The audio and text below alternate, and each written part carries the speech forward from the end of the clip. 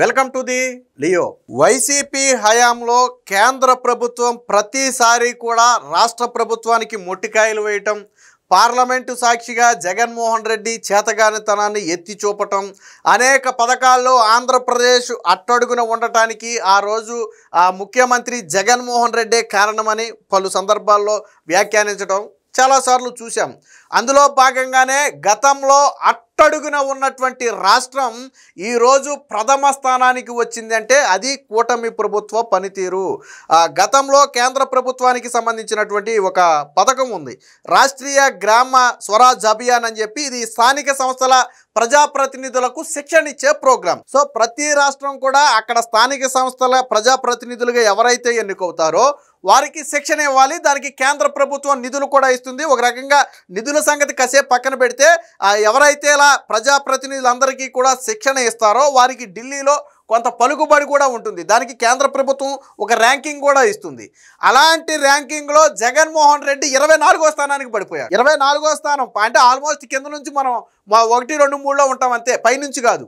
ఎందుకని అలా పడిపోయామంటే జగన్మోహన్ రెడ్డి 5 ఏళ్ల పాటు ఈ ప్రతినిధులకు సంబంధించి ఎవరైతే స్థానిక సంస్థల ప్రజాప్రతినిధులు ఉన్నారో వారికి సంబంధించి ఎటువంటి శిక్షణ కార్యక్రమాన్ని చేపట్టలేదు. ఫలితంగా ఏమైంది, మన పంచాయతీరాజ్ అధికారులు ఎప్పుడైనా ఢిల్లీ వెళ్ళారు అనుకోండి ఏదన్నా పని మీద, వాళ్ళు ఒక చార్ట్ చూస్తారు. ఆ చార్ట్లో మనం ఎక్కడ ఉంటాం, మనం 23, 24 స్థానాల్లో ఉంటాం.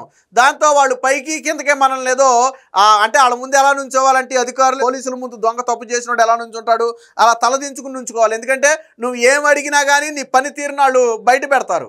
సార్ మాకు ఏదన్నా నిధులు కావాలన్నాం అనుకో, పంచాయతీకి మీరు ఏం చేశారని నిధులు ఇవ్వాలంటారు. కాదు సార్ మాకు ఏదన్నా కొద్దిగా అప్పు కావాలన్నారనుకో, ఎందుకు అప్పు, ఏం చేశారని అప్పు ఇవ్వాలంటారు. సో కాబట్టి ఒక రకంగా నాడు అవమానం. ఒక రకంగా ఢిల్లీలో ఖచ్చితంగా ఆంధ్రప్రదేశ్లోని అది జగన్మోహన్ రెడ్డికి తెలియదు, ఎందుకంటే జగన్మోహన్ రెడ్డి ఎలాగ అక్కడ నుంచోడు కాబట్టి. అయితే నాడు పంచాయతీరాజ్ శాఖ మంత్రిగా ఉన్న వ్యక్తికో లేదా అక్కడ అధికారులకో తెలుస్తుంది ఆ అవమానం ఏంటనేది. మరి ఎందుకు శిక్షణ ఇవ్వలేదు? పైగా దానికి రాష్ట్ర ప్రభుత్వం వాటా కొంత ఇస్తే కేంద్ర ప్రభుత్వం కొంత ఇస్తుంది. అదేమి వేల కోట్లు ఖర్చు అయ్యేది కూడా కాదు. వాస్తవానికి ఎందుకు ప్రజాప్రతినిధులకు శిక్షణ ఇవ్వాలి అంటారంటే స్థానిక సంస్థల ప్రజాప్రతినిధులకి వాళ్ళు అప్పుడే వచ్చి ఉంటారు కాబట్టి అనేక అంశాల మీద శిక్షణ ఇస్తే స్థానికంగా గ్రామాల అభివృద్ధికి కావచ్చు, పట్టణాల అభివృద్ధికి కావచ్చు వాళ్ళంతూ సహాయ సహకారాలు అందిస్తారు. సో అది రాష్ట్రానికి అంతిమంగా రాష్ట్రానికి ఉపయోగపడుతుంది. దాని ప్రధాన ఉద్దేశం అది. కానీ ఇక్కడ వీళ్ళు మాత్రం జగన్మోహన్ రెడ్డి మాత్రం ఇవ్వలేదు. కానీ ఇదే పంచాయతీరాజు శాఖలో కూటమి ప్రభుత్వం వచ్చిన తర్వాత సమూల మార్పులు జరిగాయి. గత సంవత్సరం 4వ స్థానానికి ఎగబాకింది.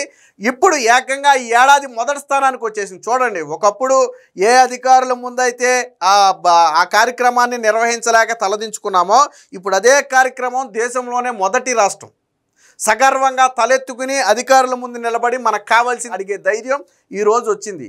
అంటే చూడండి ఎంత అంటే పనిచేసే నాయకులు ఉంటే ఎలాంటి ఫలితాలు వస్తాయి అనడానికి ఇదే ఒక ఉదాహరణ. మొదటి నుంచి కూడా చంద్రబాబు గారు పంచాయతీరాజ్ మీద కీలకంగా ఫోకస్ పెట్టారు. అదే సందర్భంలో పవన్ కళ్యాణ్ కూడా సమర్థతను ప్రదర్శించడంతో ఇదైతే రావడం జరిగింది. దీనికి సంబంధించిన వార్త కూడా వచ్చింది, ఒకసారి చూద్దాం. నాడు అవమానం నేడు ప్రశంస, ఆర్జీఎస్ఏ అమల్లో అనూహ్య ప్రగతి. ఆర్జీఎస్ఏ అంటే రాష్ట్రీయ గ్రామ స్వరాజ్ అభియాన్. ఈ పథకం మొత్తం పేరేంటంటే రాష్ట్రీయ గ్రామ స్వరాజ్ అభియాన్ ఆ పథకం పేరు. సో కేంద్ర ప్రభుత్వం పథకం సద్వినియోగం దాదాపుగా 2.56 లక్షల మందికి ప్రజాప్రతినిధులకు అధికారులకు ఈ పథకం కింద శిక్షణ.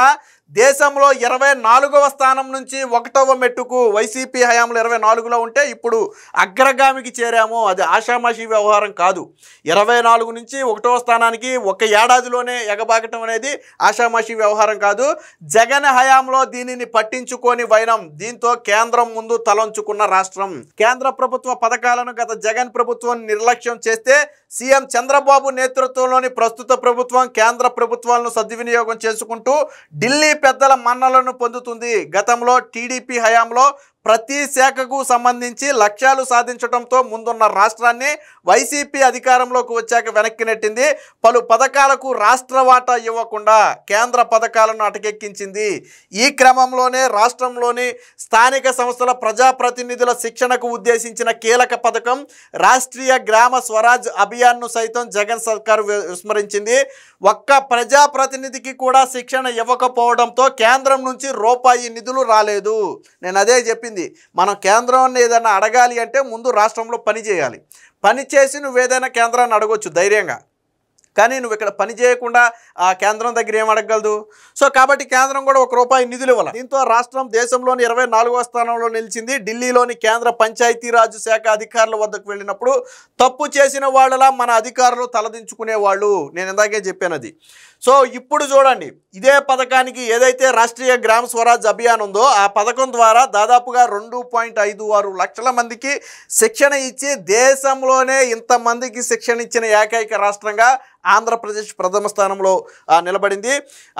ఆర్జీఎస్ఏ ద్వారా 2024-25 సంవత్సరంలో ప్రజాప్రతినిధులు, పంచాయతీరాజ్ సంస్థ ఉద్యోగులు సుమారు 3 లక్షల మందికి శిక్షణ ఇచ్చేందుకు లక్ష్యాన్ని నిర్ణయించుకోగా జూలై నుంచి నవంబర్ వరకు దాదాపుగా 1,36,000 మందికి శిక్షణ ఇచ్చారు. దీంతో లాస్ట్ ఇయర్ 4వ స్థానానికి వచ్చింది. 24 నుంచి 4కి ఎగబాకింది. బట్ ఈ ఏడాది ఏమైందో చూడండి. ఇక 2025లో 26లో ఇప్పటి వరకు 2.56 లక్షల మందికి శిక్షణ ఇచ్చి మొదటి స్థానాన్ని కైవసం చేసుకుంది. సీఎం చంద్రబాబు, ఉప ముఖ్యమంత్రి పవన్ కళ్యాణ్ సమీక్షలు, అధికారుల పనితీరుతో ఏదైతే ఆర్జీఎస్ఏ అమలులో 18 నెలల్లోనే మొదటి స్థానానికి ఎగబాకింది. శిక్షణ పరంగా పలు వినూత్న విధానాలను కూడా తీసుకువచ్చారు. మహిళా ప్రజాప్రతినిధుల సహకారం, పంచాయతీల్లో ఆదాయం పెంపు, మహిళల ఫ్రెండ్లీ, అలాగే గ్రామ పంచాయతీ నమూనా, ఎంపీడీఓలు, డీడీఓలకు, జూనియర్ అసిస్టెంట్లకు ఫౌండేషన్ కోర్సుల్లో శిక్షణ అందించడం ద్వారా అటు సంస్థలు ఇటు ఉద్యోగుల్లో సామర్థ్యం పెంచేందుకు పంచాయతీరాజ్ అధికారులు కృషి చేశారు. విశాఖపట్నం ఐఐఎం నేతృత్వంలో 500 మందికి పంచాయతీరాజ్ అధికారులకు శిక్షణ ఇచ్చేందుకు ఎంఓయూ కూడా కుదుర్చుకోవడం జరిగింది. సో పవన్ కళ్యాణ్ కూడా ఈ శాఖ మీద ప్రత్యేక శ్రద్ధ పెట్టి గత విధానాలకు విభిన్నంగా కొత్త పద్ధతుల్లో వీరందరినీ కూడా శిక్షణ ఇవ్వడానికి కృషి చేశారు. సో దాని ఫలితమే ఈరోజు దేశంలోని ప్రథమ స్థానంలో నిలబడటం.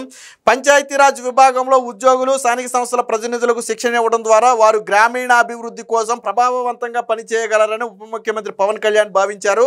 ఈ క్రమంలోనే దాదాపుగా 617 గ్రామ పంచాయతీలకు కొత్త భవనాలు మంజూరు చేశారు.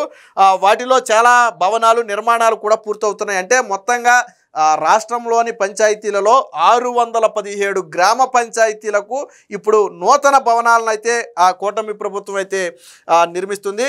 ఇక పంచాయతీరాజ్ సిబ్బంది దాదాపు 1000 మందిని ఇతర రాష్ట్రాలకు తీసుకువెళ్ళి ఆయా రాష్ట్రాల్లో పంచాయతీరాజ్ శాఖ పనితీరు ఏ విధంగా ఉందో అధ్యయనం చేయమని కూడా 1000 మంది పంచాయతీరాజ్ శాఖ సిబ్బందిని పవన్ కళ్యాణ్ ఇతర రాష్ట్రాలకు పంపారు. ఎందుకనంటే మనకంటే బెటర్గా ఏదైనా నిర్ణయాలు అక్కడ ఉన్నాయనుకోండి, ఏదైనా విధానాలు అక్కడ అమలవుతున్నాయి అనుకోండి, వాటిని మన రాష్ట్రంలో కూడా ఇంప్లిమెంట్ చేయొచ్చు.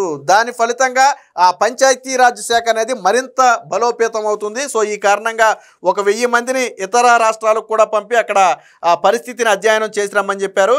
ఇక కేంద్ర పంచాయతీరాజ్ శాఖ ఆదేశాలతో సెంటర్ ఆఫ్ ఎక్సలెన్స్ను విజయనగరంలోని కేంద్ర గిరిజన యూనివర్సిటీలో ఏర్పాటు చేశారు. ₹1 కోటితో రాష్ట్ర స్థాయి కేంద్రాన్ని కూడా ఏర్పాటు చేశారు. ఇలా పలు కార్యక్రమాల ద్వారా ఈ పథకానికి పూర్వ వైభవం అయితే తీసుకురాగలిగారు. కేంద్ర సహకారంతో ఈ ఏదైతే మనం చెప్పుకున్నటువంటి ఈ రాష్ట్రీయ గ్రామ స్వరాజ్ అభియాన్ అనే ఈ శిక్షణ ఉందో ఈ భవనాన్ని అమరావతిలో నెలకొల్పడం ద్వారా దేశంలోనే ఈ శిక్షణా సంస్థకు తలమానికంగా చేయాలని చెప్పి ప్రభుత్వం కూడా భావిస్తుంది. అంటే ఈ శిక్షణా కేంద్రాన్ని అమరావతిలో అతి భారీగా నిర్మించాలి. దానికి కేంద్ర సహాయ సహకారాలు కూడా రాష్ట్ర ప్రభుత్వం అయితే ప్రయత్నిస్తుంది. అంటే చూడండి, పని చేయని నాయకుడు ఉన్నప్పుడు అక్కడికి వెళ్ళి తలదించుకున్నటువంటి ఈ అధికారులే ఆ రోజు ఉంది అధికారులే, ఈ రోజు ఉంది అధికారులే.